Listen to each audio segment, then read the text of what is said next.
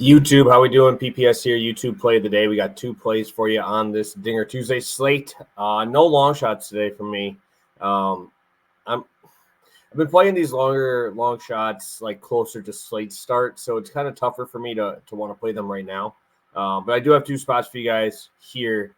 Coming off of an L that honestly I'll take this bet 10 out of 10 times. I thought Alec Marsh threw incredibly well yesterday. Gave up two bombs. That's really it.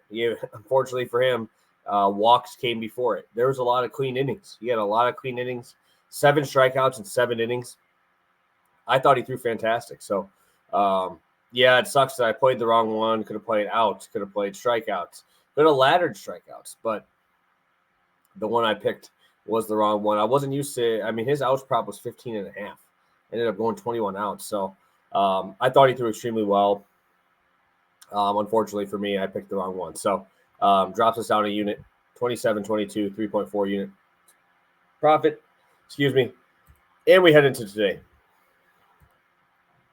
That's going to be my first play. I'm going to pull up DraftKings right now so you guys can see. Pull that up. The first play is going to be Nestor Cortez, 4 hits allowed with Kevin Gausman, 5 Ks.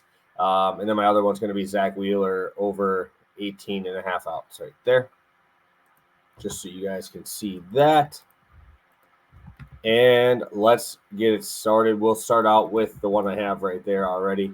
Nestor Cortez facing off against the Angels. And, man, dude, the Angels are starting to hit a little bit. They're not very high in the OPS market against lefties, but they do have the highest batting average, 277 batting average allowed. Nestor Cortez doesn't give up a ton of bombs, so that's why I feel like hits is definitely the way to go in this spot. 277 batting average allowed. Do have a decent strikeout rate, but only 12 homers. I'm not looking for homers in this spot, just looking for base hits.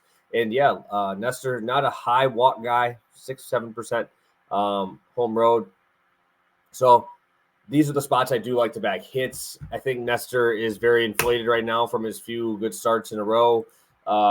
When you look at his game log, right, you look at Nestor Cortez's game log. Honestly, I'm not that impressed. The last 4 outings have been against Seattle, who strikes out against everybody. The White Sox, who can't hit anybody, right? Tampa Bay, who's struggled, and Detroit, right?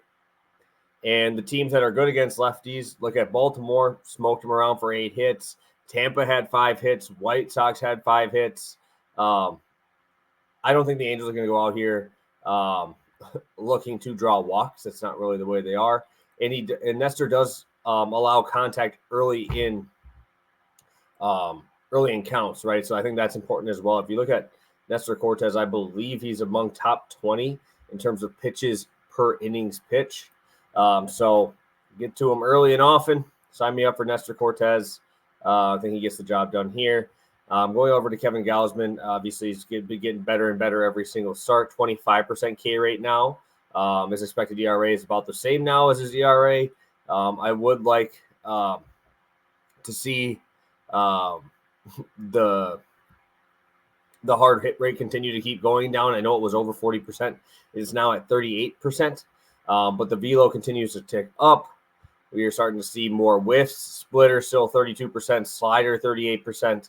Obviously, he uses the splitter against both sides. It's definitely his best pitch. That slider is usually only to righties.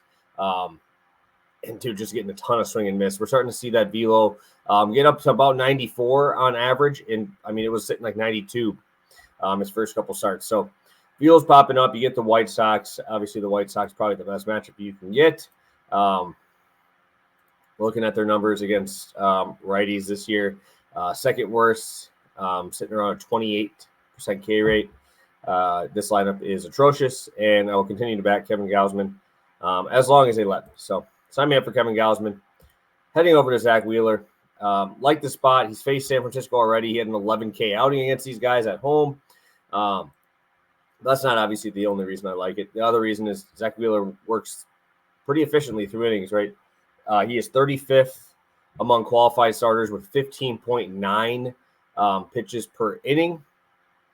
Also top 3 in terms of pitches per outing at 108 so far this year, which I thought was pretty good to see. Or no, 100.8, my bad. Not 108. But you've seen him in the triple digits, right? We've seen him in triple digits in 3 of his, actually, 6 of his last 8 starts. He's gotten to triple digits in terms of pitches. I really like this spot for Zach Wheeler. Think he'll be able to keep that ball on the ground. Obviously, he got the big park upgrade as well, heading to San Francisco. Home road splits really aren't too big of a thing for Zach Wheeler. You don't really see him with aces be as big of an issue as it is with others. So far, like in his career, it's pretty even across the board. So far this year, it is a little bit more skewed with him being just absolutely dominant at home, and on the road, he's okay, but okay on the road is still, 23% K rate, very low ERA, like a 4 ERA. But he's only had 22 innings. He's had 45 innings so far at home. So I think this would be a good spot for him. Absolutely lighting up right-handed bats to a 34% K rate, 0.6 whip against righties. Very tough spot for the righties on San Francisco. Going over to the lefties, I know you got a couple in there that you got to worry about. Like Yastrzemski's now at the bottom of the order. Thairo Estrada is a righty at the top. Pretty sure Patrick Bailey's a righty at the top as well. Maybe he's a switch. I don't remember, but I'm pretty sure he's a righty as well. This is going to be a tough spot for everyone, but especially righties against Zach Wheeler.